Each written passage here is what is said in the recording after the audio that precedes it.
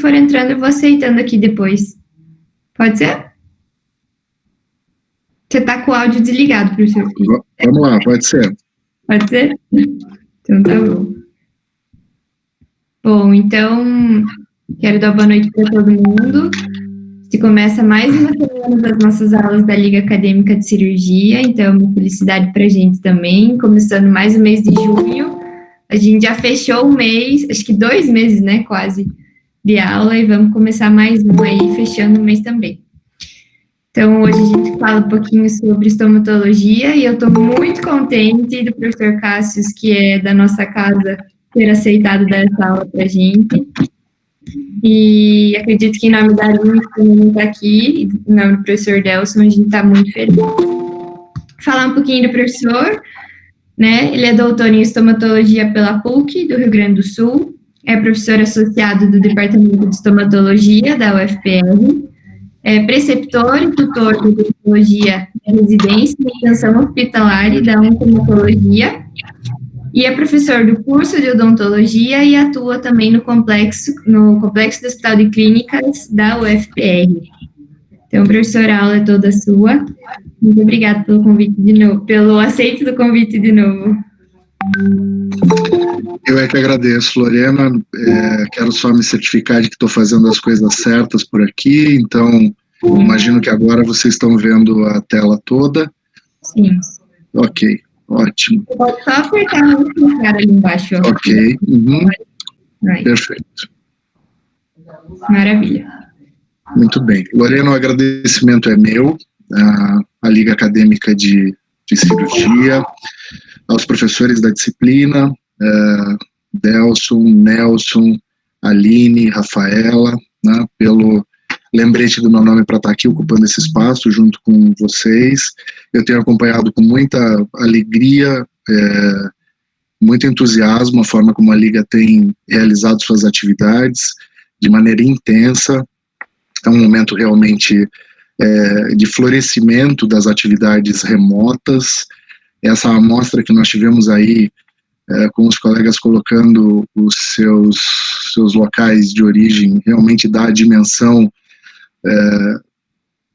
do que é ter um país continental, falando o mesmo idioma, e a gente podendo conversar aqui para lugares tão distantes, tão diversos. Estamos realmente borrando as fronteiras das nossas instituições, né, e permitindo essas modalidades de interação. E obviamente não há lado bom nenhum nessa pandemia, mas certamente o impulso para que os encontros remotos ocorressem, né, e se popularizassem da forma como nós estamos observando, certamente foi um efeito colateral, né, que nós observamos aí. Eu também observei assustado, né, a repercussão da divulgação dessa atividade, né, já que estamos mais acostumados a fazer essas atividades para as ligas dentro das instituições, e é impressionante você ver os compartilhamentos, principalmente no Instagram, nossa rede mais popular hoje, né, onde as várias ligas e colegas vão repercutindo esse material, e para mim isso foi realmente muito impressionante, motivo de muita satisfação. E compartilhar essa semana com meu colega professor Zé Vitor, da odontopediatria, já fazendo a propaganda de amanhã, que vai estar aí com vocês, realmente me deixa muito, muito honrado, muito feliz. Eu preparei um material, quando a Lorena fez esse convite para que eu apresentasse aqui para vocês esse tema, eu confesso a vocês que eu fico todos os dias pensando na organização desse material e qual seria a melhor forma de fazê-lo. A montagem dos slides sempre fica para a última hora, mas a cabeça fica trabalhando o tempo todo em quais são as opções que vão servir melhor a esse público tão heterogêneo que a gente tem aqui hoje. Eu imagino que a gente tem aqui muitos alunos de graduação, que a gente tem um número importante, representativo de residentes também, R1, R2, R3, né, alguns professores, alguns interessados na área, mas não especialistas, e é claro que preparar um material para um público tão diverso é extremamente desafiador. Então, eu preparei algumas coisas que os sentimentos que esse convite me suscitaram indicaram, né? Algumas questões eu vou detalhar, obviamente, mais para frente, mas falar para uma outra especialidade é sempre desafiador, né? Porque a gente sai do quadradinho ali de falar para os especialistas ou interessados na nossa especialidade, né? E precisa pensar a inter-relação entre essas duas especialidades, e a relação é muito óbvia, né? E muito boa, eu diria. E não digo só pelo exemplo da nossa casa, né, onde essa relação é muito produtiva, é uma via de mão dupla, de compartilhamento de informação, de cuidado com os pacientes.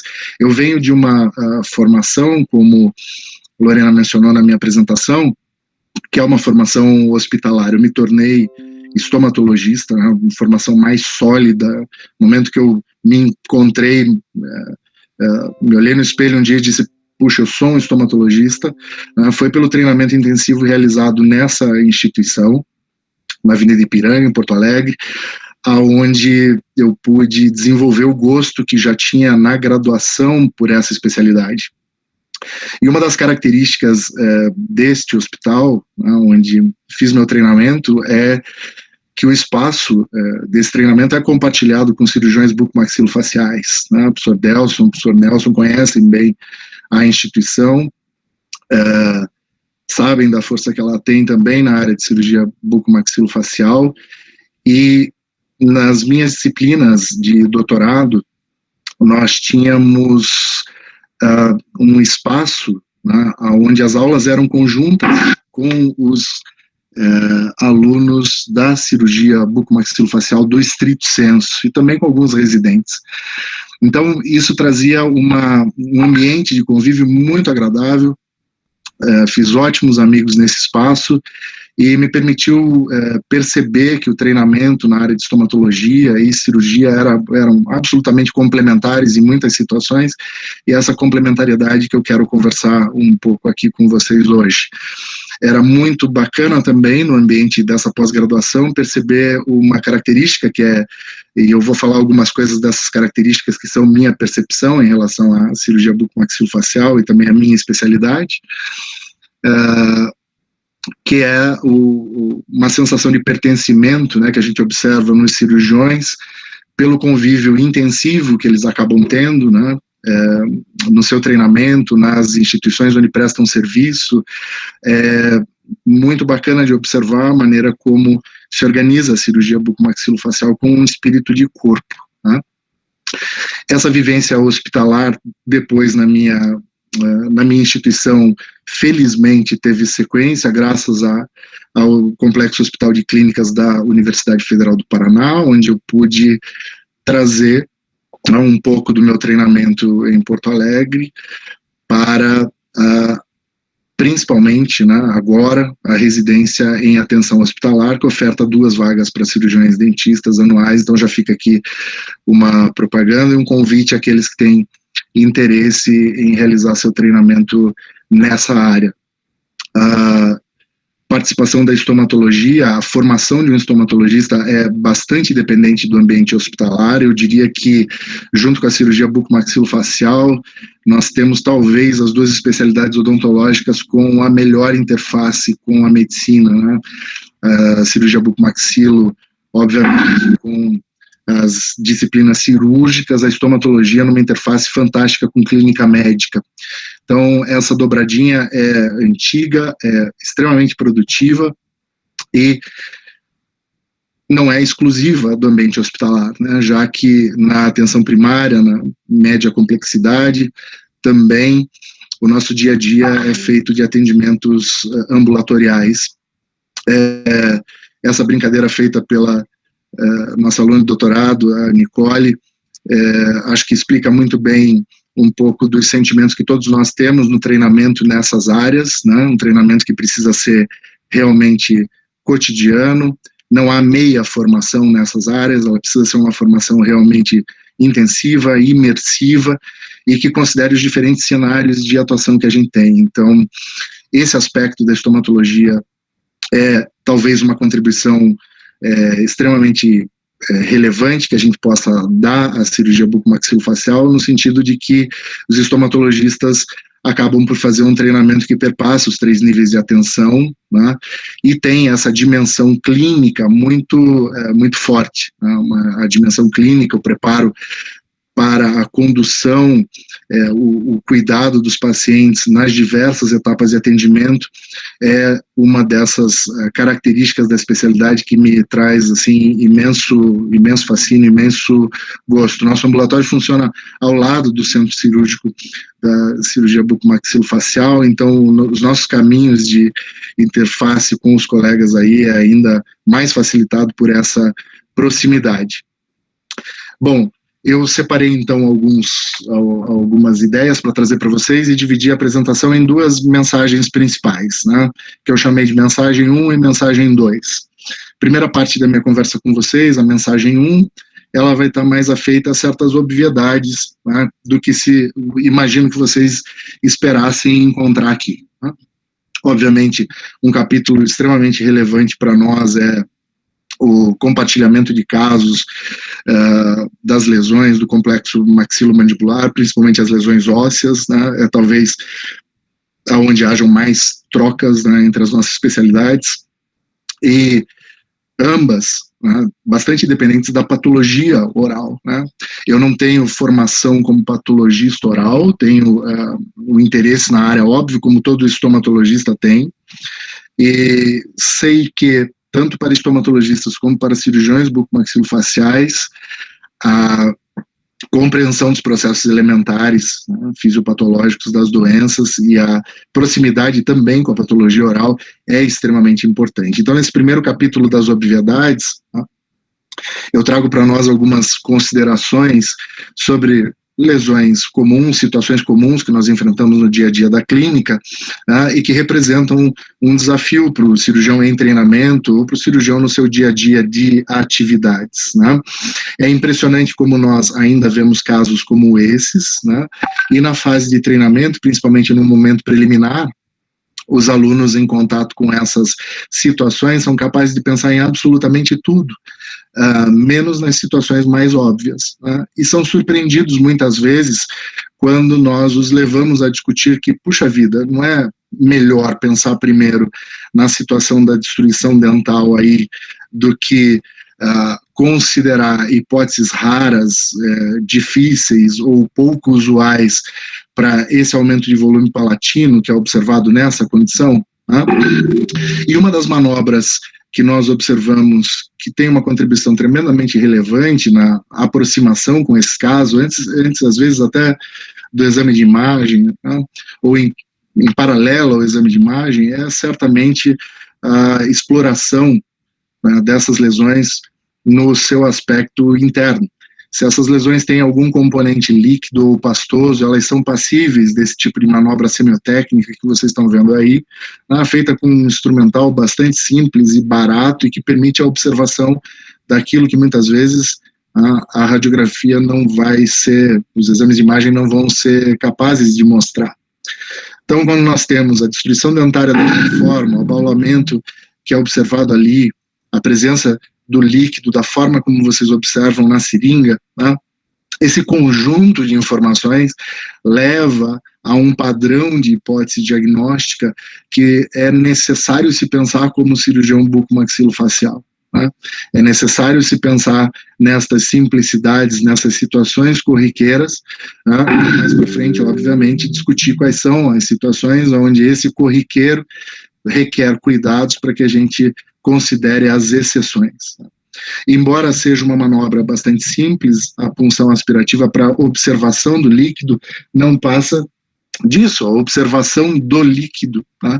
Então, mesmo quando nós temos aumentos volumétricos nas diversas regiões da maxila da mandíbula e um paciente é encaminhado para o estomatologista para consideração de hipóteses diagnósticas diferenciais, tá? Esta manobra, ela precisa ser conjugada com a observação geral do quadro, né? É impressionante como, principalmente em aulas de graduação, mesmo em alunos que passaram pelas disciplinas que trabalham as doenças pulpares, né, principalmente a endodontia, mostramos esse slide, por exemplo, e uma das observações que vem menos frequentes, né, é a observação dos acessos, que estão muito óbvios nos dentes anteriores ali. Então, estas situações demoram um pouquinho na curva de aprendizado do aluno em estágio inicial de treinamento, né, e num aluno mais avançado, num profissional mais avançado, são imperdoáveis, né. A observação dessas situações em conjunto é que leva às hipóteses diagnósticas e permite, então, que a gente introduza manobras semiotécnicas como essa daqui. Então, vejam, a situação que eu estou passando para vocês como uma obviedade inicial, ela demonstra, né, que os processos de diagnóstico, sejam eles do exame físico, sejam eles a partir da entrevista, são indissociáveis da nossa prática de especialistas, né? E isto, às vezes, observa-se no comportamento, né, dos cirurgiões em treinamento, e isso é absolutamente esperado, não falo isso como nenhuma crítica, a observação mais comum que fazemos, pela ânsia que muitos alunos em estágio inicial de formação têm de estabelecer rapidamente uma casuística, um portfólio de casos que foram operados. Então, as etapas muitas vezes são queimadas, né? O preenchimento e a evolução no prontuário é feita com não tanto cuidado, a requisição do exame anatomopatológico também, por vezes, carece de informações um pouco mais detalhadas para que o patologista possa trabalhar, né? E talvez essa seja uma contribuição importante da estomatologia no treinamento dos cirurgiões bucomaxilofaciais. Lembrar que o processo de diagnóstico é um processo custoso, é um processo incremental, é um processo de acúmulo, a conjugação de um conjunto de informações que vai permitir diminuir incertezas e tomar as medidas que são mais adequadas para que o tratamento mais correto, o tratamento mais indicado possa ser estabelecido para cada indivíduo que nós cuidamos. Então, é frequente que a gente observe em muitas lesões maxilomandibulares, numa punção aspirativa, essa característica de líquido citrino, né? Às vezes um pouco mais concentrado, às vezes com um conteúdo sanguinolento, mais escuro, né?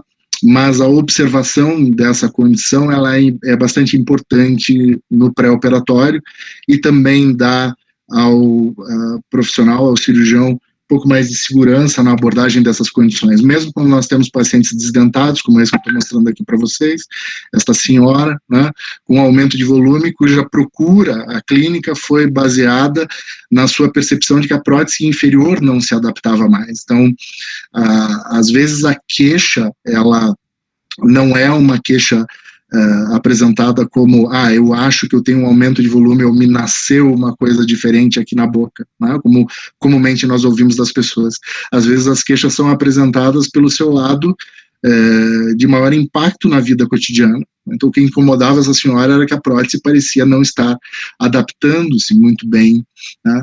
E nos exames subsequentes, o que é uma característica da semiotécnica dessas lesões de complexo maxilomandibular, a sequência é meio monótona, né? Variamos as incidências radiográficas conforme aquilo que pode nos dar a informação mais precisa, né? Então, o conjunto, né, o combo, como eu costumo dizer, panorâmica, oclusal e depois tomo, né, é sempre uma condição, isso quando o paciente já não traz alguns desses exames como um achado comum de situações onde os exames são bastante solicitados hoje, com a documentação ortodôntica pré-instalação dos aparelhos ortodônticos ou na avaliação do paciente em terapia pré-implantar, né, antes dos implantes dentários. Os exames são bastante populares hoje para isso, e é muito comum que as clínicas de estomatologia e de cirurgia bucomaxilofacial recebam cada vez mais achados incidentais, né, de um paciente que, na verdade, estava procurando por outro serviço. O que é interessante da punção aspirativa, como a manobra semiotécnica eu quero destacar nessa primeira etapa da nossa conversa, é que ela permite, mesmo em situações de uma cortical evidente, como a que vocês veem aí da lesão no detalhe que está na parte posterior das setas ali, né, mais abaixo das setas, a punção aspirativa com a palpação, né, é possível você encontrar um ponto, muitas vezes de flutuação ou mais delicado, onde a agulha pode ser inserida e o líquido observado. Então, as manobras são necessárias do ponto de vista de relembrar, né? Eu acho que para aqueles que estão também se preparando para concursos na área, né, sejam de residência ou sejam para concursos para professores, né, ou outras situações onde o conhecimento sobre cirurgia bucomaxilofacial vai ser exigido, eu, como formulador de questões para concursos e processos seletivos, posso garantir a vocês que isso é mais interessante de cobrar dos alunos que querem entrar num desses processos seletivos do que a lesão rara do canto de livro, com seu aspecto histológico absolutamente incomum e cuja classificação, né, vai ser alvo de estudo em situações muito, muito especializadas. Então, acredito que a tendência dos bons concursos, na verdade, é avaliar se você é capaz de lembrar deste passo técnico, se você é capaz de entender qual é a importância dele para o pré-operatório, ou seja, selecionar alguém que não está afoito por operar, né, ou como eu brinco com o professor Delson muitas vezes, né, que não trata essas lesões como operomas, porque e vocês vão ver daqui a pouco, frequente as situações onde aquilo que parece muito comum, muito óbvio, como o cisto radicular dos casos anteriores, os dois que eu mostrei, ou o cisto residual que está sendo apresentado aqui, né, apresentem para o cirurgião bucomaxilo um exame anatomopatológico que vai exigir algumas noites sem sono, porque o histológico surpreende, passa a ser desafiador e tinha que ter sido abordado com uma outra manobra cirúrgica ou uma outra manobra complementar que não aquela da mera enucleação ou da mera marsupialização da lesão. Talvez essa seja uma das situações mais inquietantes, junto com as emergências, claro, de centro cirúrgico ou intercorrências mais graves de pós-operatório, como grandes sangramentos. Talvez essa informação, né, de um laudo que vem num padrão mais grave do que aquele que se esperava no momento de uma cirurgia que parecia muito simples, é uma das inquietações muito grandes que um cirurgião bucomaxilofacial pode enfrentar. Então, mostro um exemplo também de uma situação onde é possível observar o líquido mais escuro, né, com sangramento. Esse sangramento pode ser tanto da punção naquele momento ou de uma lesão mais antiga, com um fluxo ou uma estase, como nós chamamos, mais menos frequente de movimentação de líquido dentro da lesão e por isso a observação de um grau mais concentrado. Então é importante desenvolver as habilidades e reconhecer esses subtipos de coloração, porque a primeira surpresa que talvez você possa ter no seu início de treinamento é de que isso aí não é líquido citrino, não é líquido citrino, veio com muito sangue, está meio coagulado, né? Mas às vezes você tem, sim, líquido citrino que não é clássico, né, mas que está contaminado por essa coloração do sangramento e da característica de algumas lesões, como por exemplo essa lesão mais antiga. Lembre-se, estamos falando de um cisto residual, né, o processo inclusive que levou à formação desse cisto já não está mais presente, que eram os dentes, que era uma necrose, que era tá? Então a manobra tem um componente pedagógico muito relevante, muito relevante. Então quanto mais início de carreira você esteja, tanto mais relevante é você lembrar de realizar esse procedimento, né, para aquela imagem radiolúcida que o colega encaminha com uma dúvida importante. E os limites dessa manobra são exatamente esses que vocês viram no slide anterior. Essa informação do espalhamento desse líquido por sobre uma lâmina e a observação microscópica não é de grande valor. ela não é, inclusive, realizada frequentemente, a não ser por um interesse meramente acadêmico, como esse que eu trouxe aqui para vocês, né? Pedir para o colega patologista fotografar o líquido citrino para que a gente mostrasse que ele apresenta, na verdade, um padrão de células descamadas e uma condição também de sangramento, de coágulo, que torna a vida do patologista muito difícil. Então, não é possível estabelecer a partir daí um diagnóstico. O mérito da punção, a função da punção aspirativa está justamente naquilo que ocorre na clínica, no enchimento ou não da seringa, né, e o padrão de líquido que ela apresenta. Normalmente, o padrão de aparecimento do líquido citrino, então, é um sinal positivo, no sentido de que você está à frente a uma doença menos grave, que talvez possa ser enucleada ou marsupializada, né, ou tratada com procedimentos mais conservadores, mesmo que eles exijam uma sedação a ser realizada, ou um procedimento a ser realizado em ambiente hospitalar, né, em bloco cirúrgico. Outra situação, o paciente edêntulo, né, e encaminhado para nós já com a imagem radiográfica ali, né, os contornos nítidos, observem dentro da área marcada ali, mais escuro, com a elipse escura, né, que é possível com algum esforço você observar a cortical que se forma contornando toda a área lesional, que todos nós estudamos, né, desde a graduação, são sinais positivos, no sentido de que mesmo que a lesão seja muito grande, é provável que ela seja uma lesão muito antiga, de crescimento muito lento, né, e cuja abordagem cirúrgica, e felizmente as sequelas que o paciente vai apresentar não são aquelas que a gente observa em outras doenças agressivas, mesmo que benignas, mas agressivas, que nós observamos no complexo maxilomandibular. E o passo que também merece ênfase nesse primeiro conjunto de obviedades que eu quero apresentar para vocês é, obviamente, o treinamento que o cirurgião bucomaxilofacial deve desenvolver no sentido da biópsia óssea, né? Talvez um profissional mais seguro, talvez um profissional com mais tempo de vivência fique tranquilo em fazer uma abordagem de enucleação já num primeiro momento para uma lesão como essa. E eu não diria que essa é uma abordagem incorreta, né? Mas, relembrando aquilo que eu venho insistindo ao longo da apresentação, as surpresas não são infrequentes. Apesar da absoluta superioridade de incidência e de prevalência dessas massas ósseas, ou cistos ósseos, melhor dizendo, com um componente inflamatório.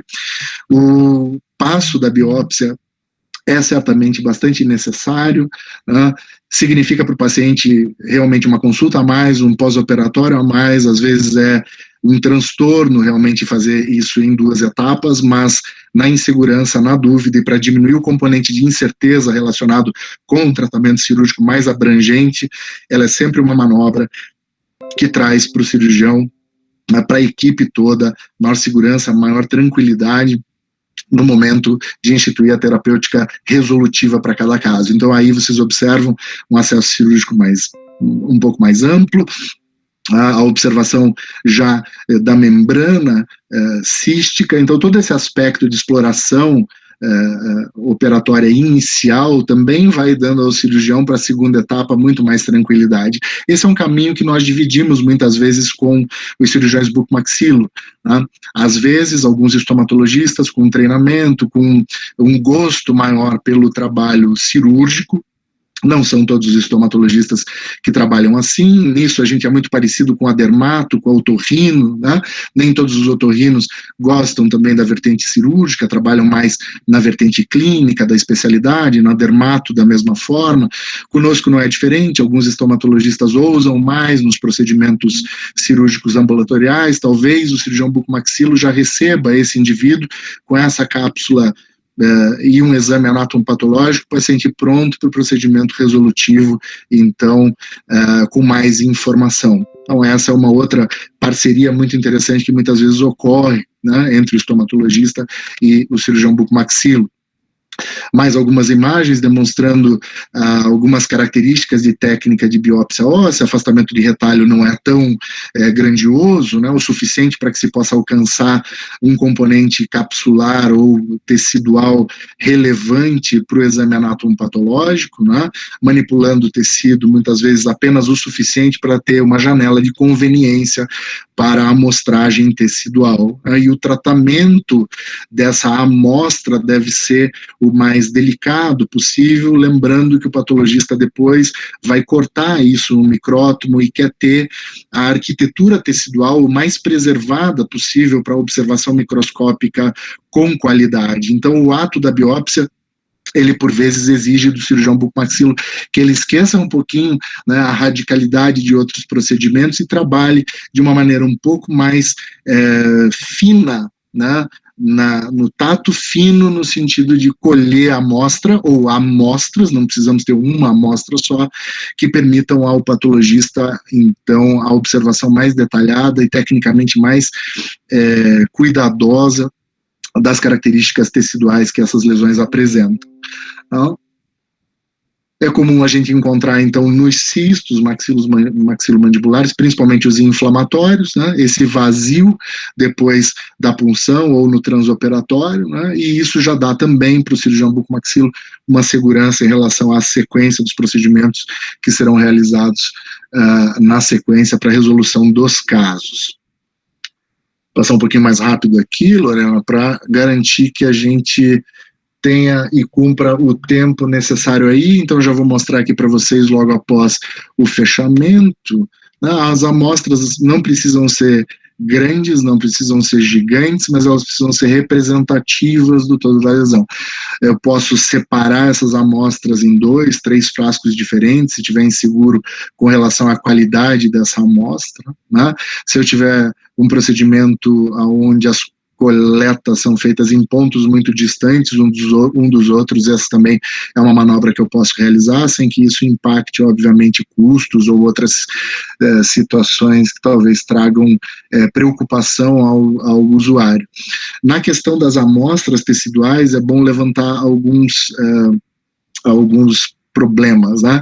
Essa é uma etapa onde eu acho que o cirurgião bucomaxilo, ao longo do tempo, ele vai constrangido, né, pressionado pelo seu tempo de agenda, de ambulatório lotado, de cuidar de pré-operatório, de cuidar de planejamento, de pós-operatório, do próprio procedimento cirúrgico, né? É comum que esse seja um ponto, às vezes, de atrito entre cirurgiões e patologistas, sendo esses últimos, né, muito reclamões em relação, né, ao preenchimento correto da requisição de exame anatopatológico, principalmente no tocante a pouca quantidade de dados, né, que é alimentado. Então, como eu devia ter colocado aqui, tem um meme divertidíssimo que circula pelas redes, né, que é aquele que diz assim, patologista não joga búzios, né, favor mandar história clínica. E isso é absolutamente verdadeiro. Os patologistas precisam de informação qualificada e não só da amostra, eles não são adivinhos, né? Então, quanto mais se informar, quanto mais imagem tiver, quanto mais a história tiver bem descrita, tanto melhor ele vai poder dar informação pertinente para essa imagem que vocês veem aí. Outra informação interessante, que acho que talvez para o cirurgião bucomaxilo seja mais relevante até do que para o estomatologista, é que os patologistas orais, assim como os estomatologistas, são indivíduos raros nas redes de serviço, né? E essas duas especialidades costumam, como agravante, ainda estarem mais próximas da academia do que propriamente do serviço privado. Então, é difícil achar um patologista oral trabalhando numa rede privada. E isso, principalmente para as lesões de origem odontogênica, acho que é uma questão que preocupa, que pode trazer dificuldades para o cirurgião bucomaxilo.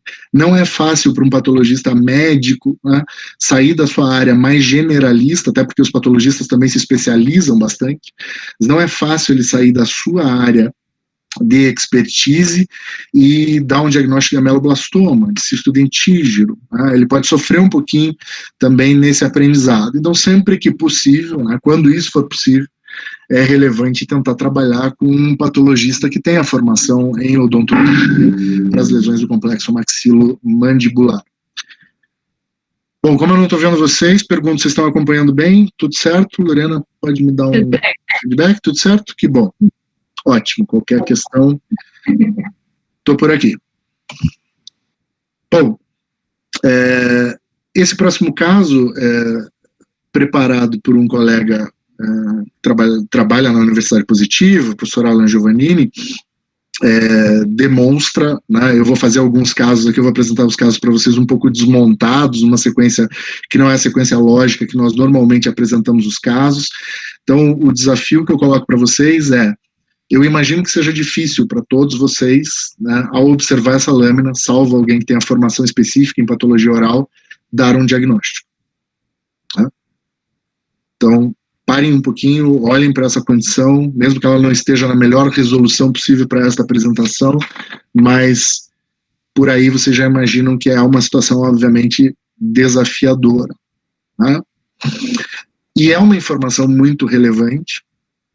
Essa imagem a imagem do anátomo patológico, né, vem desta lesão, que foi completamente enucleada, né?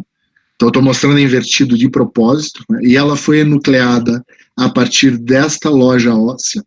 Né? O professor Delson conhece bem esses casos que eu estou mostrando aqui na sequência, particularmente essa sequência próxima, com bastante destruição da cortical vestibular dos dentes, né? Mas ainda assim uma lesão que permitiu que ela fosse completamente enucleada. Essa, se eu não me engano, é a imagem antes, imediatamente, do fechamento do caso. Depois o professor Delson explica para nós se houve algum preenchimento ou não neste indivíduo. Tá? Uma outra imagem do transoperatório, né, evidenciando. Essa foi uma lesão que foi biopsiada antes, né? Esse é o segundo passo de intervenção, o passo que se propunha a enucleá-la completamente, mas se sabia o diagnóstico dessa condição, e por se saber o diagnóstico dessa condição é que o procedimento foi feito dessa forma. E eu acho que aqui que é uma grande questão que eu estou insistindo. Né? Saber desse diagnóstico é fundamental para que vocês não estejam agora com essa dúvida que é o que é essa lesão. Então, diferente do sentimento que vocês estão tendo aí agora, o que eu gostaria de fazê-los sentir é de que é muito melhor trabalhar com essa condição que vocês estão vendo aí, sabendo o que ela é e não achando o que ela é, né? Justamente pela surpresa. Então, quem operou esse caso, e que está aqui nessa sala nos assistindo, né, sabia, ou supervisionando quem operou, sabia o que essa condição era. Isso é tremendamente relevante, isso é muito importante, porque isso permitiu que a abordagem fosse feita da maneira como ela está sendo feita aí nesta condição. Então, quando eu falo que eu cobraria em concurso isso, eu cobraria esse conhecimento, né? Eu não cobraria o diagnóstico incomum dessa doença, eu cobraria se você sabe o que fazer antes de decidir por esse procedimento cirúrgico que está sendo demonstrado aí. Né? Claro que antes de tudo havia uma imagem radiolúcida, né, que levou à decisão de se fazer uma punção, que levou a algumas hipóteses diagnósticas. É claro que se especulou muito sobre o que era essa condição, mas as lesões radiolúcidas maxilomandibulares como essa, elas mantém sempre a gente num grau de incerteza, né? Mesmo que as manobras estejam exauridas aí, a gente sabia a vitalidade pulpar desses dentes, mas percebe que no treinamento, né, quando pede a informação para o colega que encaminha um caso como esse para nós, às vezes a gente pergunta como está a vitalidade desses dentes, né? Você recebe a radiografia pelo WhatsApp, você recebe a radiografia em inbox. O que você acha que é isso, professor Cássio? O que você acha que é isso, professor Aline? O que você acha que é isso, professor Delson? Né? E aí você responde assim, qual é a vitalidade desses dentes?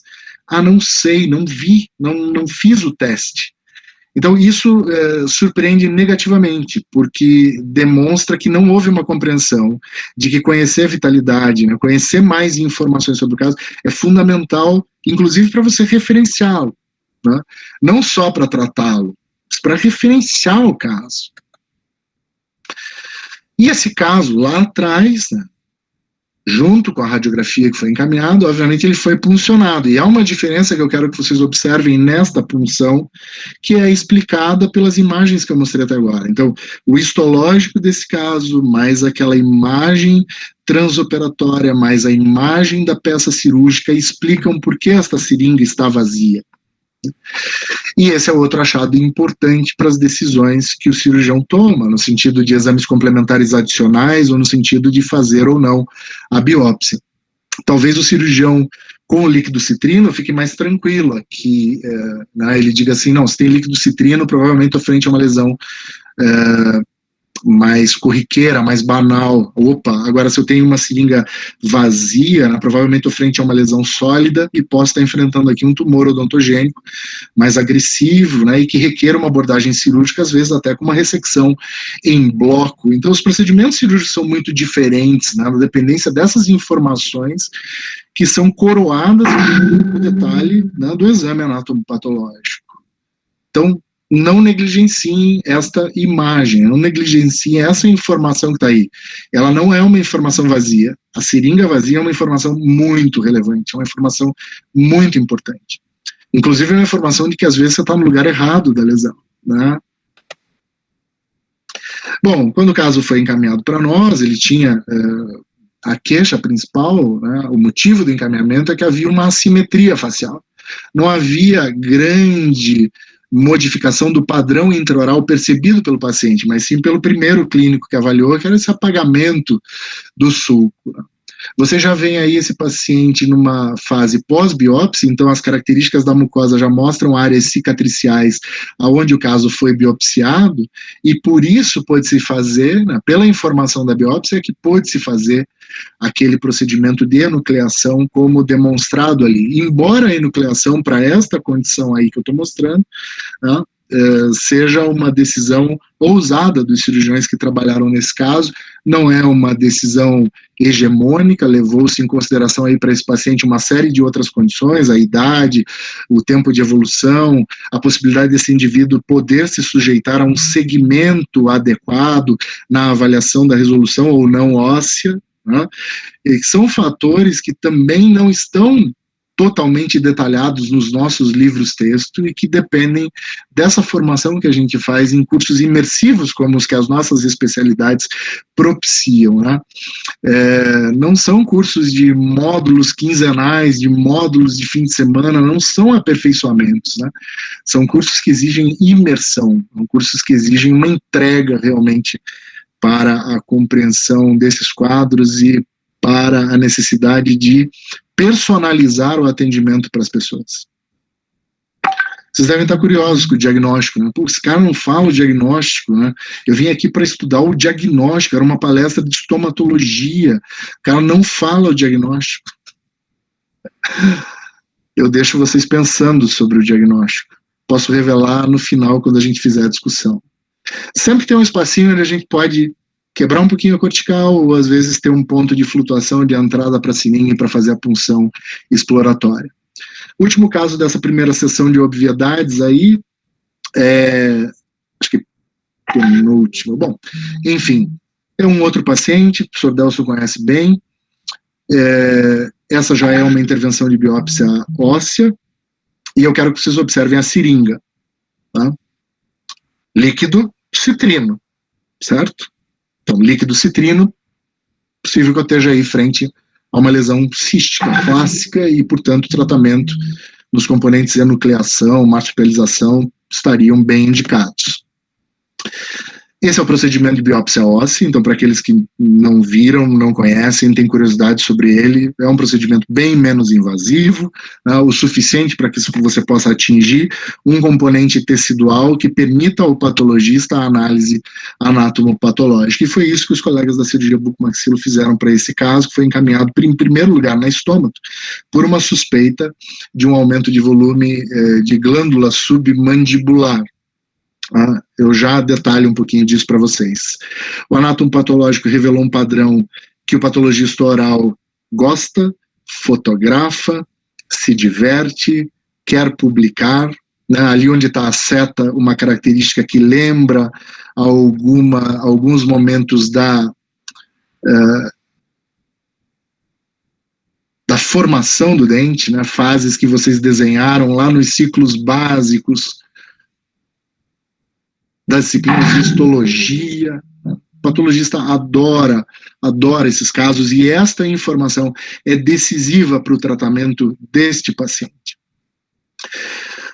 Uma imagem tomográfica que mostrava, inclusive, o tamanho da expansão que nós estamos lidando aqui e o rompimento de corticais, né, uma lesão mais agressiva, mostrando, então, nesse corte coronal, né, o tamanho da invasão que algumas dessas lesões podem nos trazer. E essa era a panorâmica que realizamos logo após a paciente chegar com uma primeira deformidade facial. Os dentes bastante rechaçados, né? Um deles ali, inclusive, para basilar da mandíbula, formação incompleta das raízes. A lesão parece um padrão unicístico, com algumas outras áreas de trabeculado que aparecem no aspecto mais superior, mais próximo ali da onde está a mucosa, da onde está o revestimento.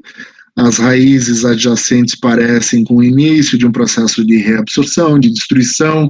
É importante observar esses detalhes, né? É importante saber descrever bem o que você está enxergando e tentar avaliar, né, como quem olha para uma obra de arte, como quem está fascinado por os detalhes que a lesão apresenta.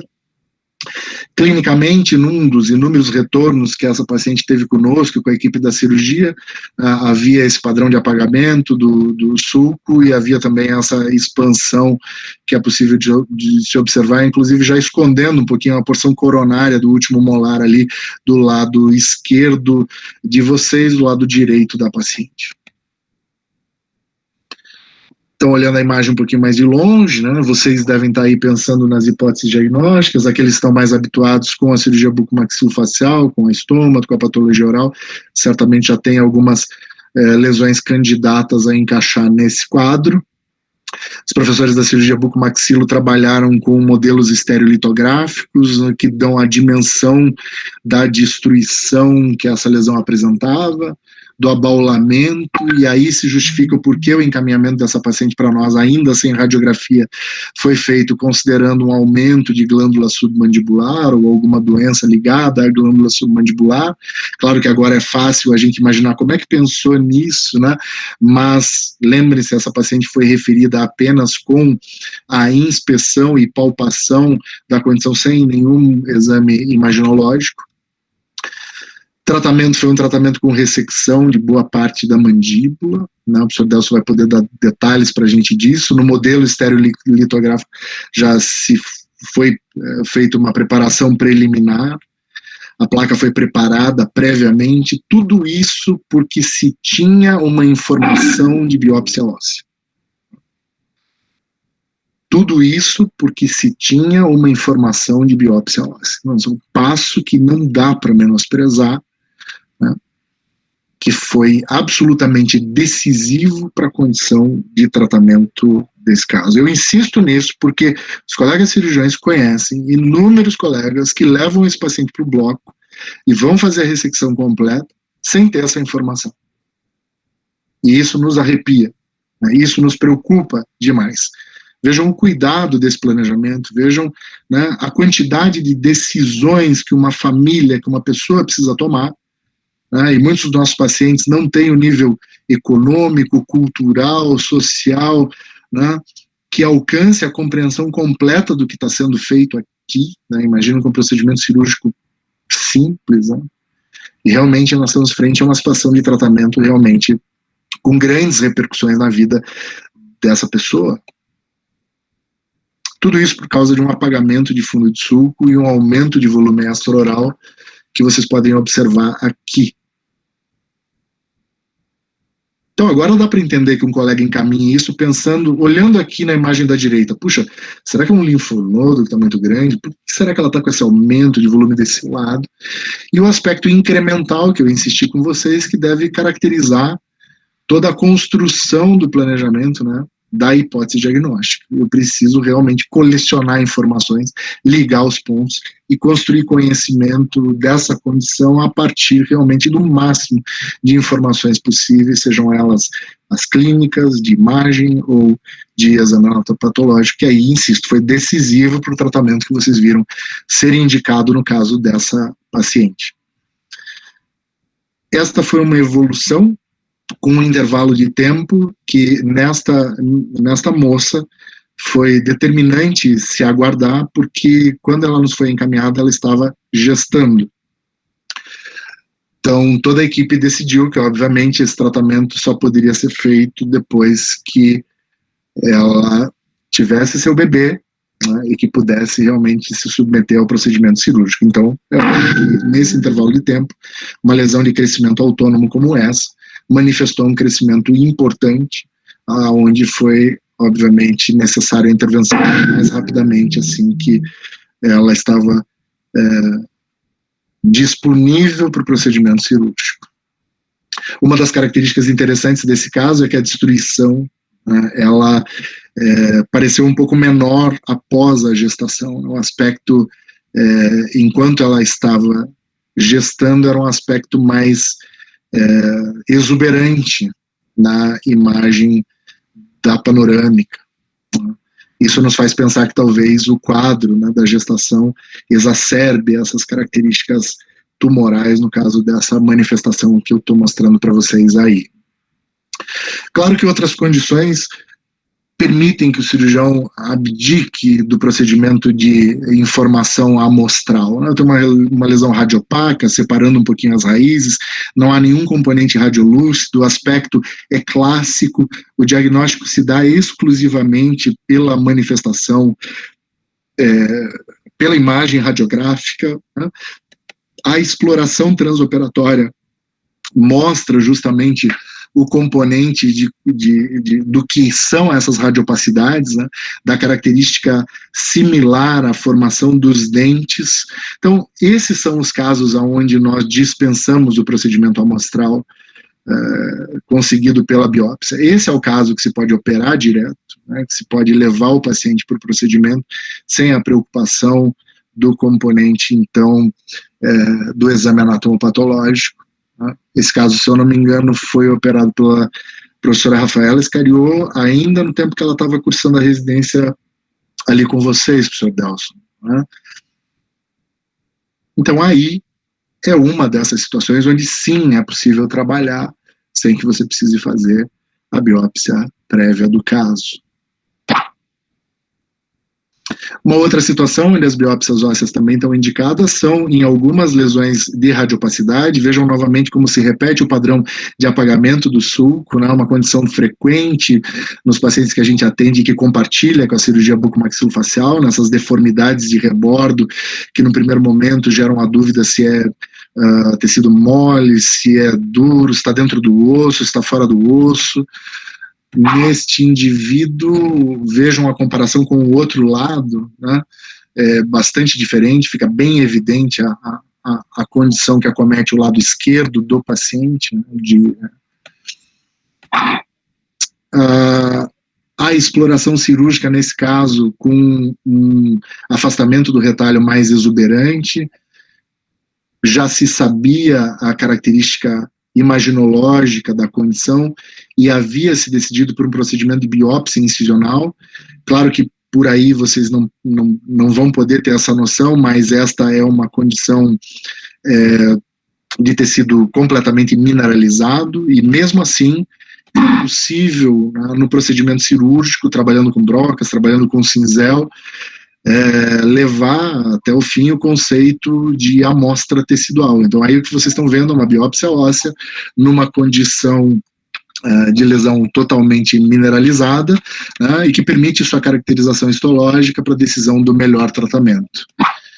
Então foram feitos vários fragmentos ósseos dessa condição e a análise histológica deles, né, permitiu que se tomasse a decisão de acompanhamento clínico, de plastia. Essa condição que vocês estão vendo aí é uma condição em um paciente que na época acho que tinha 16, 15 anos de idade, foi acompanhada durante um tempo e a decisão cirúrgica para ela muitas vezes espera o final do crescimento, final da adolescência, para que seja instituída na sua forma mais resolutiva, mais radical. E a segunda mensagem da nossa conversa aqui é uma mensagem sobre outros horizontes da nossa interface com a cirurgia bucomaxilofacial. Então, antes de continuar, Lorena, tudo bem? Tá tudo tranquilo aí? Tudo bem, professor. Não estou enxergando a sala esvaziou muito. Não. Que bom, boa notícia. Boa notícia. Então vamos em frente. E os outros horizontes da segunda mensagem são mais, eu diria, estomatológicos mesmo. Tá? Ao usar esses casos, eu quero justamente ilustrar condições clínicas, como eu falei para vocês, eu não tenho por objetivo, nessa hora com vocês, exaurir todos os detalhes desses casos, né? Mas sensibilizá-los para a variedade de condições que se apresentam na clínica como desafiadoras para o nosso trabalho intelectual, para o nosso trabalho técnico. Este paciente nos foi encaminhado a partir de um serviço de dermatologia, que já fazia o acompanhamento de uma condição. Tá? É possível ver, já vislumbrar que há uma deformidade esquelética importante que ele apresentava, e o encaminhamento foi feito por isso, porque se imaginava que esta condição que vocês veem aí, desse cruzamento da mordida, seria o responsável pela dificuldade da cicatrização de algumas lesões ulceradas, que eu vou mostrar nos próximos slides. Então, essas lesões do bordo lingual, que apresentam sim algumas áreas de edentação, como espero que vocês estejam vendo o meu cursor aqui, né? Fazem imaginar que realmente há um esforço, né, maior sobre essa área de bordo lingual, que é bastante comum, né, frequente de observarmos dos nossos pacientes, é comum naqueles que perderam também dentes na porção posterior, onde a língua se espalha um pouquinho mais sobre o rebordo, né, sem os limites colocados aí pela zona neutra. O outro bordo lingual, havia um padrão atrófico, né? Não era compatível exclusivamente com uma área de mordiscamento, né? Mesmo que esse mordiscamento fosse intenso, havia um padrão de atrofia com algumas áreas pontuais de úlcera, e daí, não no bordo, mas desloque o olhar de vocês para baixo da área onde vocês estão enxergando o reflexo do flash, vocês vão ver áreas de úlcera e formação de pseudomembrana no fundo dessas úlceras mais rasas e mais espalhadas. Então, há um padrão de perda tecidual, Lá em cima, junto aos dentes superiores, né, na área retrocomissural, subindo um pouquinho, existe um padrão diferente, né, de perda tecidual. Mostrando alguns detalhes a mais desse caso, né, a preocupação dos colegas na referência era mordiscamento, mas olhem o padrão das úlceras. Esse padrão da úlcera não é compatível com mordiscamento, né? Mordiscamentos são lesões mais coerentes, né? Elas respeitam mais um padrão linear com relação ao hábito que o paciente apresenta. Aqui a gente tem essas áreas de perda tecidual mais difusas, mais assimétricas, né?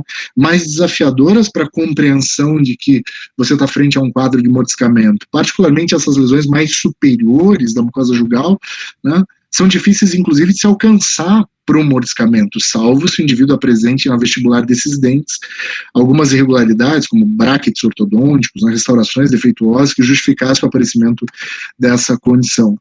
E essa é a língua do paciente. Então, para quem é um pouco familiarizado com a estomatologia, essa língua é uma língua clássica, né? É uma língua típica.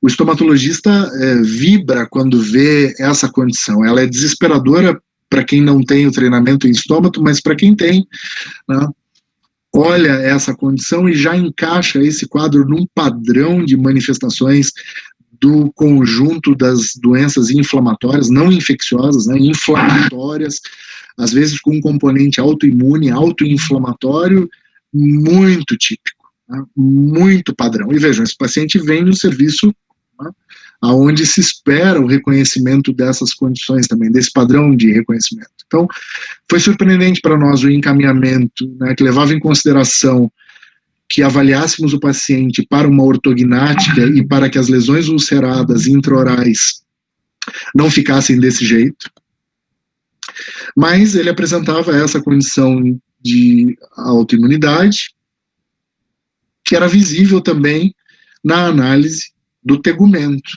Em várias outras porções ele explicava que as lesões iam e vinham, apareciam e desapareciam. E com uma semana de tratamento medicamentoso para bochecho, né, e com corticoides sistêmicos, né, com a prednisona, uma dose de 40, 60 miligramas, o caso já veio para uma condição de fechamento das úlceras iniciais, permitindo inclusive que a gente avançasse no exame clínico desta condição. Então, por vezes, os pacientes que vocês vão receber como cirurgiões são pacientes que têm condições típicas do dia a dia da estomatologia, né? Esse foi um caso que eu selecionei, devia ter até colocado um outro recente também. O paciente estava com bloqueio maxilomandibular, uma ortognática recém-realizada, e o líquen típico, extremamente característico, as lesões liquenoides muito características, com úlceras e margem gengival. Certamente numa exposição futura é um caso que eu vou ter maior disposição de agregar aqui nesse conjunto de casos que se compartilha com a cirurgia bucomaxilofacial. E a outra provocação que eu quero fazer para vocês, a última na verdade, é em relação às lesões de revestimento com potencial de malignização, e onde o cirurgião bucomaxilo normalmente tem uma conduta firme na biópsia, né, é seguro, faz com tranquilidade, realiza com segurança, com determinação essa investigação, mas que são desafiadoras no sentido de que estão muitas vezes em um paciente com o fenômeno que a gente chama de cancerização de campo, ou seja, a gente consegue observar a lesão principal como uma lesão ressecável, mas em uma mucosa que está toda num risco aumentado para malignização. E aí eu já discuto um pouquinho as repercussões disso. Esta paciente é uma paciente que faz parte, era atendida num ambulatório mantido no Hospital de Clínicas, onde nós trabalhamos com uma doença que apresenta altos índices de malignização em pacientes jovens e malignização oral, então uma situação um pouco típica que eu trago aqui para vocês, mas ela serve para a gente discutir os pacientes com lesões com potencial de malignização, eritroplasias, eritroleucoplasias, leucoplasias, no universo da prática do cirurgião bucomaxilofacial. Então, nesse caso, nós ainda no escopo da atenção estomatológica e ambulatorial, mas dentro do hospital, tínhamos a informação de uma citologia esfoliativa que dava conta de que esse paciente tinha uma, como dizia meu professor César Lorandi lá em Porto Alegre, uma intranquilidade celular. Nunca mais me esqueci da maneira como ele expôs esse componente das células intranquilas, né? Então, nós avaliamos que, pela condição de risco dela, uma excisão cirúrgica um pouco mais ampla dessa área era importante naquele momento. Não havia justificativa para um procedimento mais abrangente, havia uma displasia de maior grau, mas a decisão da estomatologia foi fazer uma ressecção um pouco mais abrangente. Mas a ressecção dos estomatologistas não é tão grande quanto a ressecção dos cirurgiões bucomaxilofaciais, tá?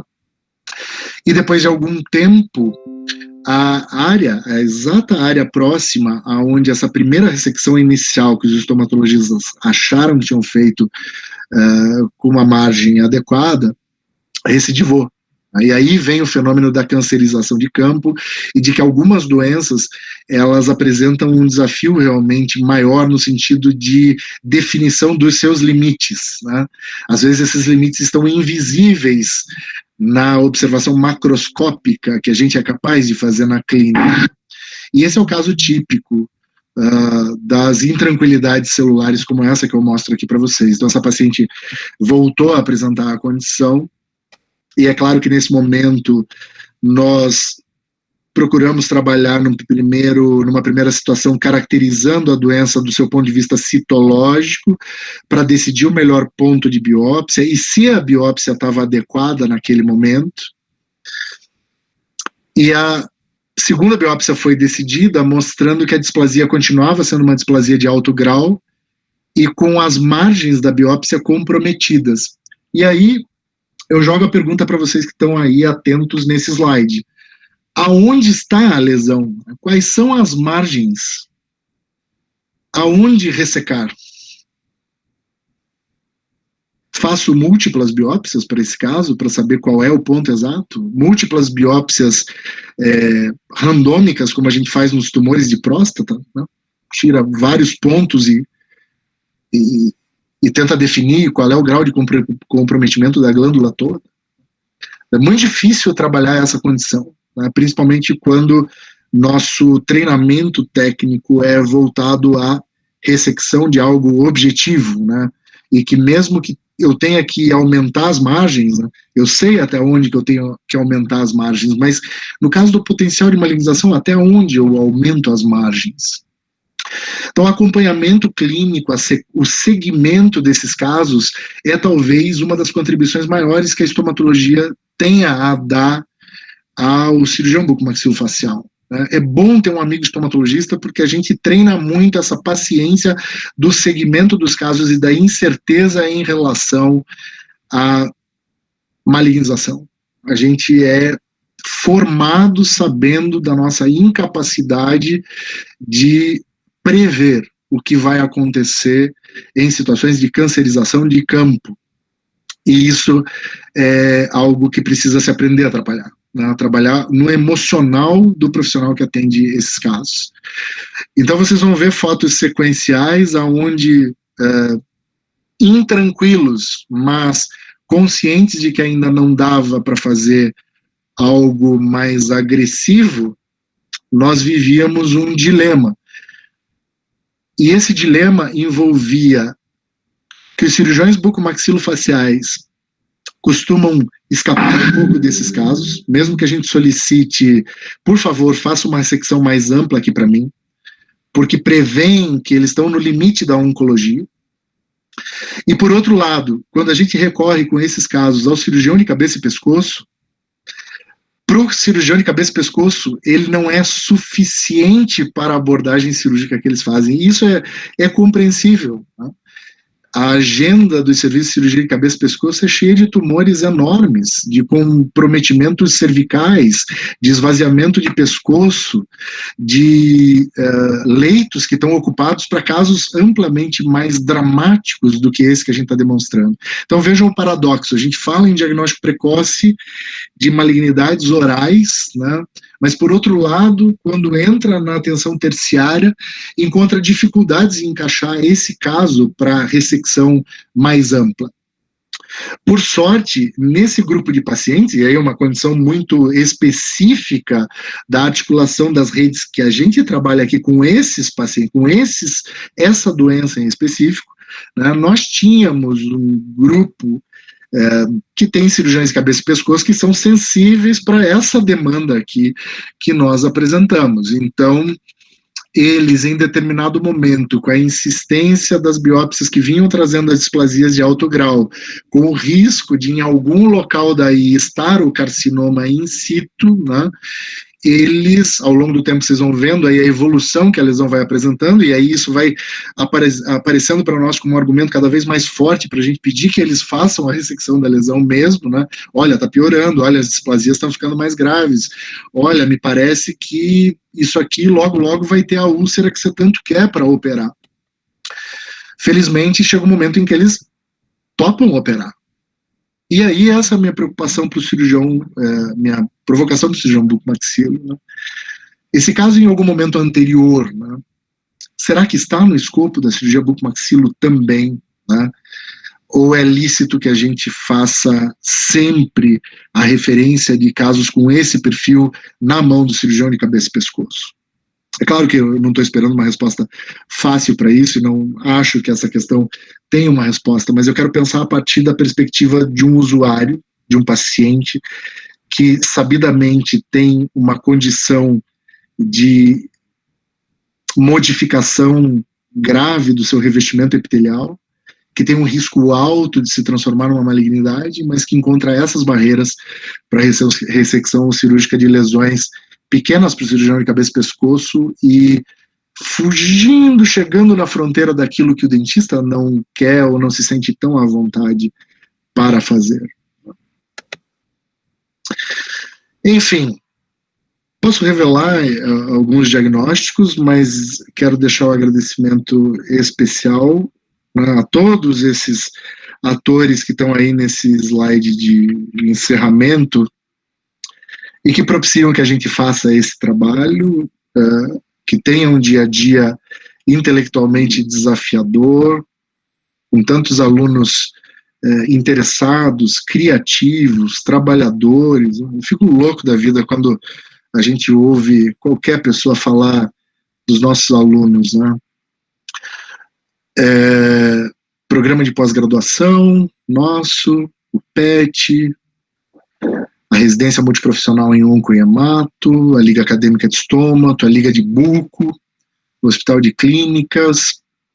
Deixo aí meu contato, caso alguém queira discutir esses temas um pouco mais aprofundadamente, saber um pouco mais dessas iniciativas que a gente tem por aí. Às vezes a gente demora um pouco para responder, mas sempre responde.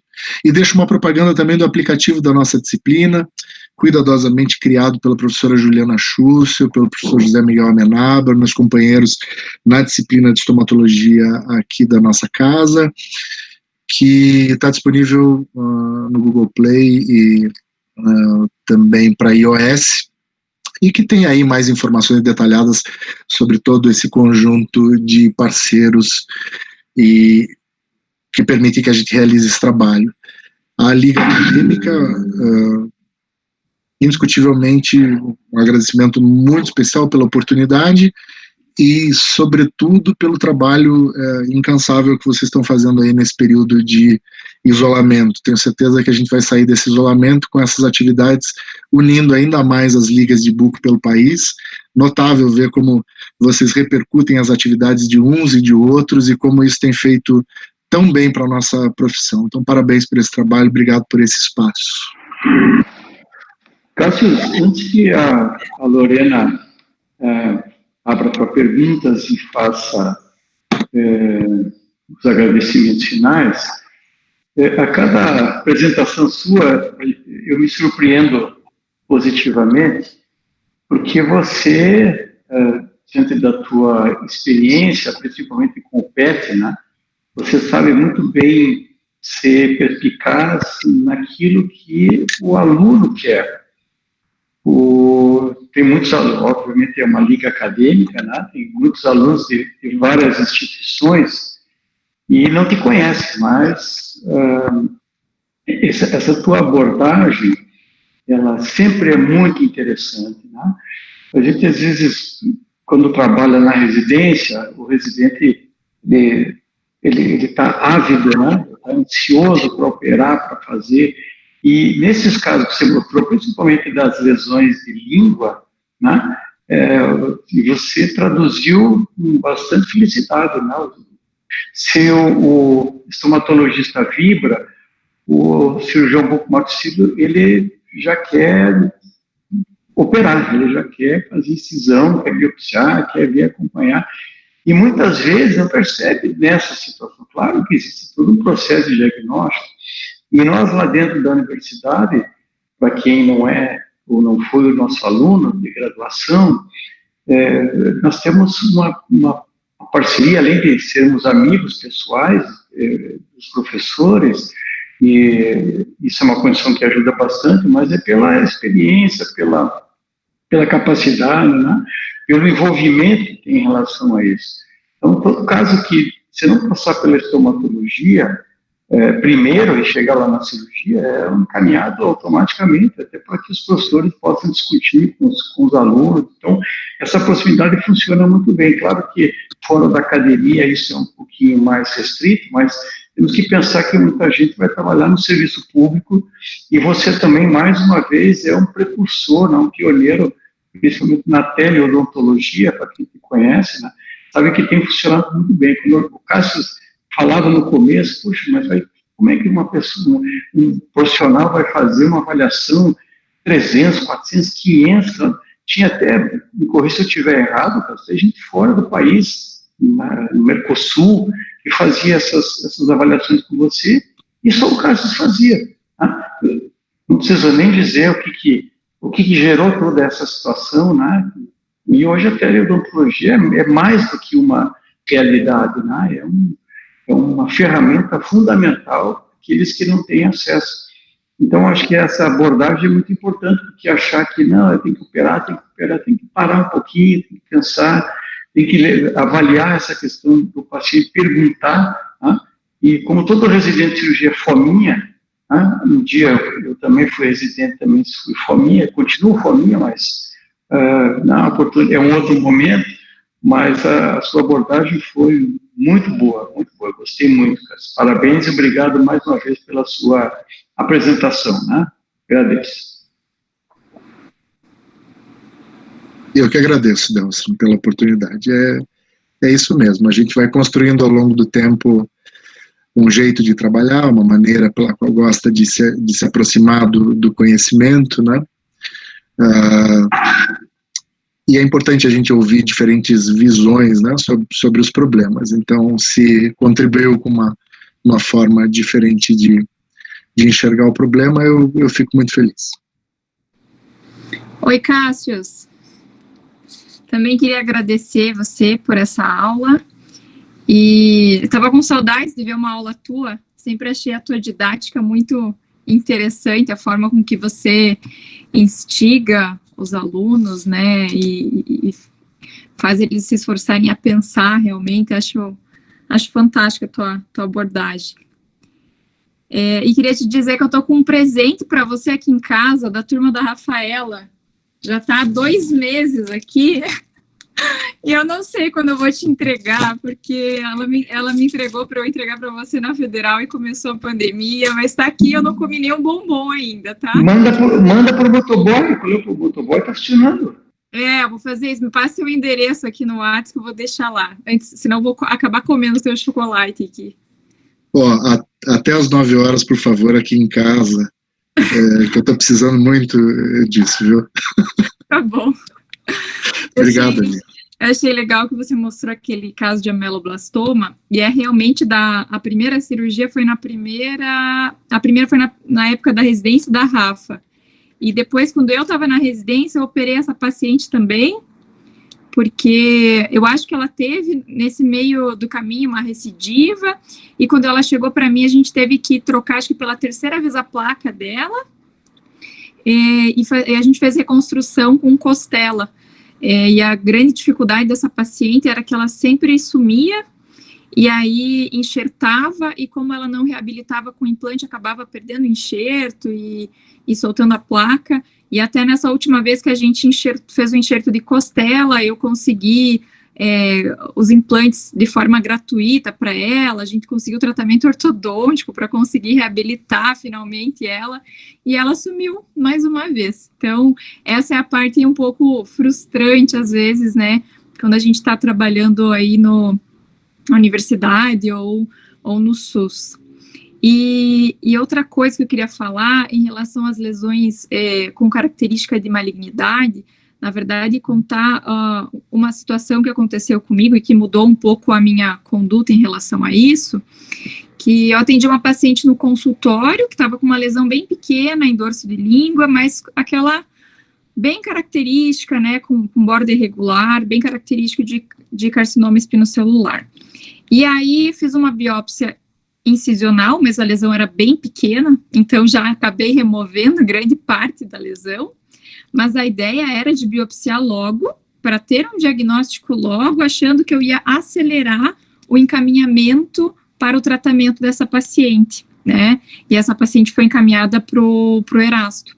Mas, na verdade, eu vi que isso não agilizou em nada o encaminhamento e o tratamento, porque quando chega no serviço que vai tratar, eles refazem a biópsia.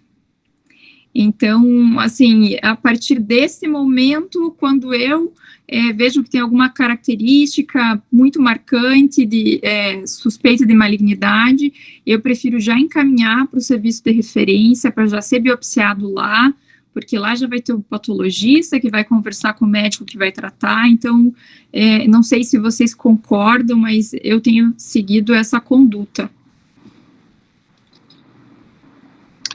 Concordo, Aline, foi muito bom que você tenha lembrado dessa situação, porque também nós enfrentamos, mesmo dentro da instituição, né? E eu entendo o lado da equipe que recebe esse caso, né? Porque o tratamento é de repercussões muito grandes para que, em qualquer momento, uma equipe possa ser acusada de que confiou demais, né, num laudo, numa investigação que foi feita fora daquela estrutura. Então, eu acho isso compreensível, totalmente compreensível. Tem implicações legais, tem implicações realmente muito importantes. Mas olha isso também pelo lado do paciente, né? Você tem uma doença, precisa, né, de um diagnóstico mais rápido, o serviço para o qual ela foi referido vai fazer a biópsia dali a 3 semanas, 4 semanas, 5 semanas, né? Então, acho esse lado também um lado, novamente, claro, não tem resposta certa, mas acho que esse lado é um lado que merece mais conversa entre as equipes. Felizmente, né, eu acho que até o nosso caso foi pela professora Juliana começar a trabalhar conosco, né, que foi do corpo clínico do Hospital Erasto Gärtner, trabalha ainda com aquele grupo, né, em muitas atividades de investigação. Hoje, felizmente, eles confiam, né, no nosso trânsito, mas foi uma relação que se construiu ao longo do tempo. E é assim nas redes, né? Quando nós temos pacientes complexos, as redes também são complexas, né? Então, muitas vezes eu me incomodo de ver o paciente ter um itinerário muito difícil na rede, né? Pela demora da marcação da consulta, pela dificuldade de nós conversarmos com os colegas, né, e termos tempo no nosso dia a dia para construir uma comunicação mais adequada, fazer uma carta detalhada, né, ou às vezes mesmo pelo telefone ter uma conversa mais. Só de pensar, né, que eu vou ter que parar, redigir um e-mail, anexar os exames, né, tudo isso dá uma sensação de, pô, isso é o trabalho do auxiliar, né, pô, não tinha que estar fazendo isso.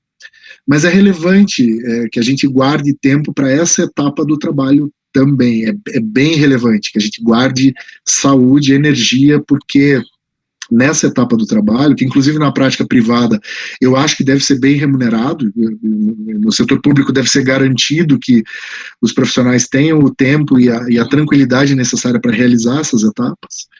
Essas etapas, elas modificam destinos. Muitas vezes uma coisa mal conversada faz com que o paciente siga um caminho totalmente equivocado, né? E isso me dói demais, às vezes mais do que errar uma técnica, né? Mais do que ter dúvida num diagnóstico, mas o cara errar o caminho, ficar preso numa rede, onde esperava por uma consulta com uma determinada especialidade, aquele especialista diz, cara, você perdeu tempo, não é aqui comigo, né? É lá com... E aí aquela consulta tinha demorado 3, 4 meses. A gente sabe disso nos nossos dia a dia, acho que isso é o que mais me inquieta, né? A percepção do sofrimento da pessoa no seu aspecto mais amplo, não só da doença, mas do doente.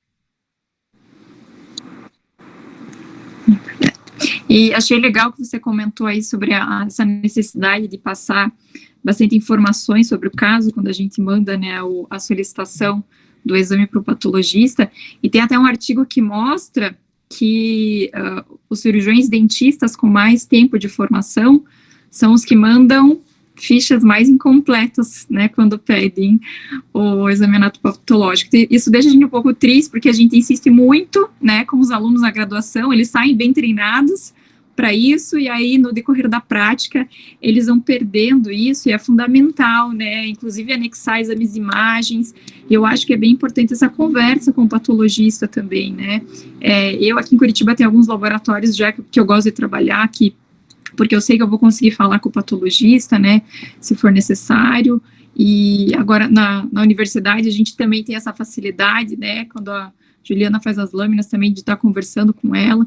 Então, eu acho que essa parte de conseguir conversar com quem está olhando a lâmina e discutir é bem legal, bem importante. A Aline sabe daquela divisão que a medicina tem, muito clássica, né? Clínica e cirurgia, não é? Essa discussão é muito forte lá. E as piadas entre as especialidades na medicina são divertidíssimas, né? E às vezes as mais populares são justamente essas, né? Pô, fulano é cirurgião, então não vai dar muita atenção para isso. Então, esse é um problema da prática de saúde, e a odonto, ela radicaliza essa dificuldade, porque é como se a nossa profissão, ela tivesse exclusivamente no ramo cirúrgico da medicina, né? Toda a formação técnico-operatória, ela lembra muito mais a formação do cirurgião, a maneira de pensar do cirurgião. Então, o aluno de graduação chega e diz assim para mim, Aline, hoje eu não fiz nada, só fiz um retorno.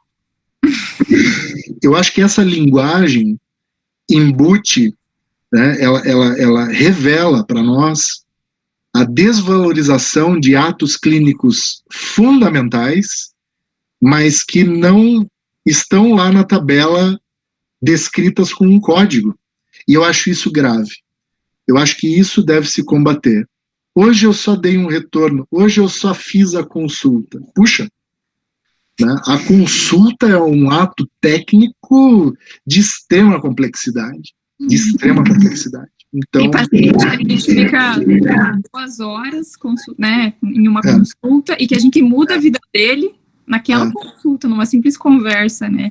Então, isso é uma prática que às vezes a gente não tem na universidade, mas que quem conseguir exercitar isso vai se dar bem depois no consultório, né? Exatamente. Quer atenção, não aceita uma consulta aí de 10 minutos, né? E eu insisto, isso tem um custo, viu, Aline? Eu acho que esse custo deve ser demonstrado por nós. Olha, você está usando um tempo que tem conhecimento, atenção, eu estou ouvindo só você, né? Esse tempo que hoje a gente faz inbox, né? Você pode só dar uma olhadinha aqui? Eu dou, porque eu sou um professor em regime de dedicação exclusiva. Para mim é um prazer fazer e até ter esse contato de volta com os alunos, né? Mas eu imagino um estomatologista na prática privada, né, que recebe essa consultinha inbox, né? A vontade não é dizer assim, olha, manda ele aqui, que daí eu digo que é. Porque é uma questão de mercado que está em jogo aí também, né? Eu te entrego uma informação que é uma informação crítica, e o quanto eu vou receber por isso, né? Vai muitas vezes mudar, inclusive, vai talvez até interromper o encaminhamento que você ia me fazer, né? E que ia me render aqui uma consulta, né? É reflexão bem... acho que a gente devia fazer ela mais vezes. Aquela história de mandar radiografia, né? Eu recebo toda semana e também não me importo em ajudar, mas é muito engraçado que o pessoal manda radiografia e fala o que é isso, né? E eu sempre falo, bom, eu não opero radiografia nem dou diagnóstico, né, por radiografia. Então, chega a ser engraçado. Eu acho que vocês devem receber muita foto, né, de patologia, de lesão aí também. Sim. Eu, inclusive, mando, às vezes, para o José Miguel, eu mando direto foto para ele me ajudar. A gente adora, e vem coisa muito bem descrita, Há colegas que fazem a referência com um cuidado, assim, eu tenho vontade, às vezes, de imprimir o e-mail, assim, e emoldurar, e dizer assim, olha como é que você refere um caso, né? Você citou referências sobre encaminhamento, eu me lembrei de 2. O Delson falou sobre tele, né? Um dos trabalhos que mais me sensibilizou é um trabalho de teleodontologia que não trabalha com imagens em estomatologia, de um grupo californiano. Eles acertam 70% a 80% dos diagnósticos só de ler a descrição. Então, isso é incrível. A lesão bem descrita, se acerta o diagnóstico sem ver. Claro que a gente está trabalhando num ambiente de pesquisa e com indivíduos super preparados, né, e que estão querendo acertar. né? Essa estatística talvez ela não se reproduza no mundo real, mas eu acho que a história desse caso é importante. E outra é um trabalho que, se eu não me engano, está na Brazilian Oil Research, na BOR, que é dos colegas da UFSC, da Caroline Zimmermann, aonde a Caroline estuda 3 maneiras de fazer a referência. Uma folha livre, uma folha que é um modelo prévio do Ministério da Saúde, e uma folha que eles prepararam. Então, esse material que eles prepararam, ele guia a referência, né? Ele ajuda a descrever a lesão fundamental, ele ajuda... E é claro que as referências feitas por essa guia preparada por eles mostraram superioridade. Então, às vezes, um documento de apoio, para se fazer a referência, ele pode ajudar bastante. E aí, volto a fazer a propaganda do aplicativo. Esses documentos de apoio estão no JAG.b, né, o aplicativo que eu comentei ali no final, e os alunos podem usar esse material à vontade. Legal. Eu mandei para a professora Gil falar ali, mas Delson falou que ela já falou muito hoje. Hoje ela participou de pelo menos umas 18 lives. Eu acompanho só 8. Meu Deus, tanta perdoada. Não, eu tô aqui só conferindo para ver se vão falar mal de mim, tá? Como ninguém falou mal de mim, eu tô quietinha. Eu não sabia que você estava aí, Gil, mas não foi mal. Ela como entrevistadora, meu Deus do céu, se os canais abertos vão começarem a observar isso, vamos perder uma professora. Não, mas com o Cassius falando, eu não tenho nada para complementar. Ele é mais velho que eu, né? Todo mundo sabe, né? A experiência dele, eu não preciso comentar nada, gente. Perfeito. E obrigado aí por reforçar as questões da patologia, viu? Ajuda muito. Tamo junto. Obrigado pela audiência, Ju. Professora, a Carolina está curiosa para saber o diagnóstico daquela lesão radiolúcida na região anterior da mandíbula. Carolina, se você acertar, você fica com o chocolate que a Aline me prometeu ali.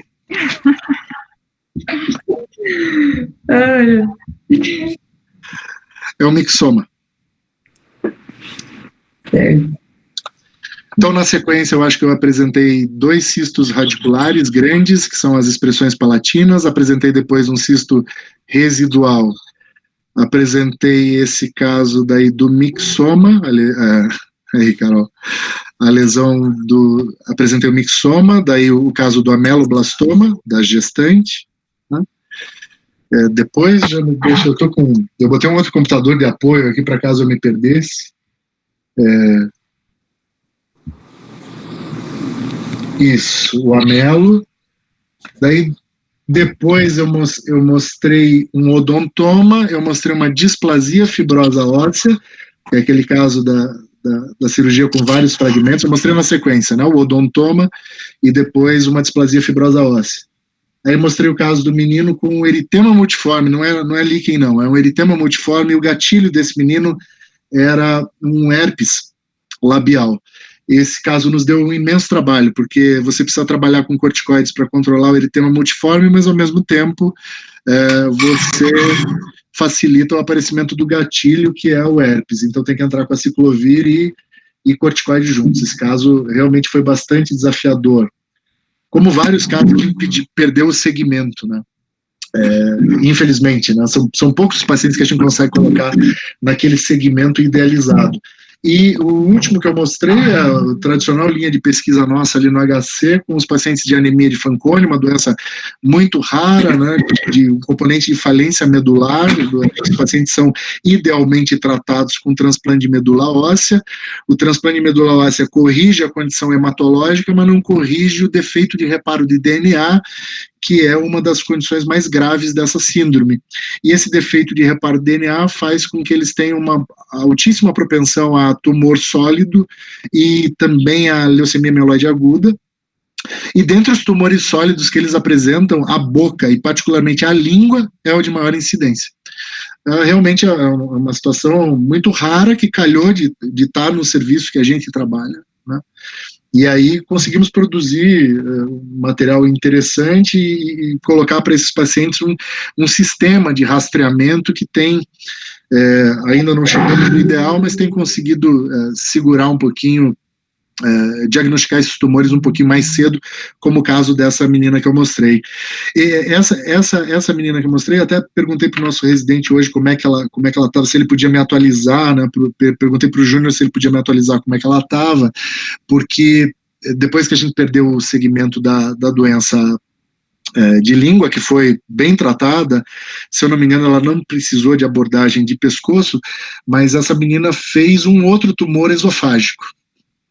Eles realmente têm uma condição de cancerização de campo que é impressionante. Eles estão sobrevivendo agora ao transplante, mas infelizmente, né, com uma expectativa de vida ainda limitada pela ocorrência desses tumores. Então, acho que essa paciente nós infelizmente perdemos, mas foi com uma neoplasia daí em outro sítio. Bom, ninguém mais mandou pergunta. Tá, o professor recebendo elogios. Aqueles últimos elogios ali, Lorena, são todos pagos. Bárbara, Thaís, Carol, aí são orientandos, Nicole, né, orientando, e ele precisa fazer isso, né, porque é a chance da gente poder aliviar um pouquinho com eles, né. Todos ótimos, é um privilégio poder trabalhar com essa gente aí, né, são realmente os meus detratores, eles dizem que eu tenho muita sorte em ter esses orientandos, e eu deixo que esse argumento siga sendo assim. Eu prefiro que acreditem que eu sou sortudo. Isso, Delson, são as Cassietes. Eu trabalho realmente com um grupo muito especial. Sem essa gente aí, né, não pode reunir esse material, não pode discutir na qualidade que a gente tem discutido. O que a Nicole falou? Nas presenciais você conta com os patrocinadores, online é a gente mesmo. Eu fiquei um pouco constrangido de citar as marcas aqui tradicionalmente, Nicole. Acho que o ambiente é um pouquinho mais formal, né? Então me segurei um pouco em relação às teóricas. Cássio, desde a minha época você tem o teu fã-clube, né? Na época eram as petianas. Acho até que a Laura está aqui, né? Que ela era do PET.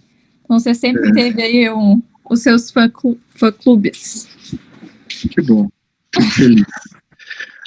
Laura é uma dessas que trabalhou intensamente com os pacientes de anemia de Fanconi, tem trabalhos fundamentais, internacionalmente reconhecidos, né? E Laura fez uma contribuição importante já na IC.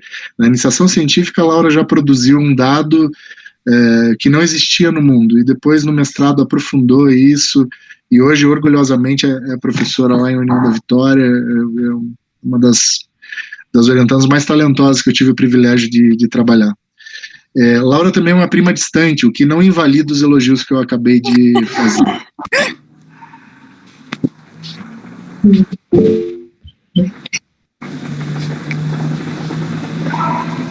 Bom, então eu acho que é isso, né? Acho que ninguém mais tem pergunta. Professor, então eu quero agradecer de novo, tá? A tua presença, essa aula incrível, como é todas que você sempre dá.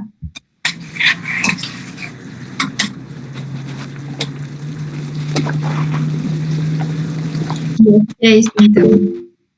Eu que agradeço. Obrigado a todos vocês. Depois, se você puder salvar os comentários ali, salva uma versãozinha. Eu tento responder. Eu vi um comentário da Milena. Beijo para você, Milena. Um abraço também para todos os amigos que voltaram aí para assistir um pouquinho. É uma satisfação, né, ver virtualmente vocês todos aí. Obrigado pela oportunidade, Lorena. Agradeço a você e espalhe aí para todos os componentes da Liga. Vida longa a Lakibuco. Tá? Obrigada, professora. Até mais.